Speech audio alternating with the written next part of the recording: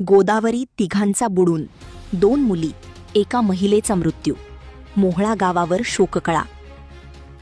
सोनपेठ तालुक्यातील मोहळा येथे गोदावरी नदीत अंघोळीसाठी गेलेल्या तिघांचा बुडून दुर्दैवी मृत्यू झाल्याची हृदयद्रावक घटना रविवारी सकाळी घडली. या घटनेमुळे मोहळा गावासह परिसरात हळहळ व्यक्त होत असून गावावर शोककळा पसरली आहे.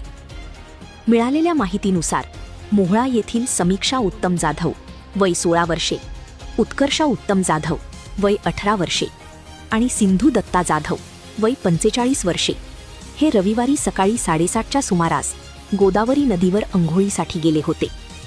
अंघोळ करत असताना समीक्षा व उत्कर्षा या दोघींचा पाण्याचा अंदाज चुकल्याने त्या खोल पाण्यात बुडू लागल्या.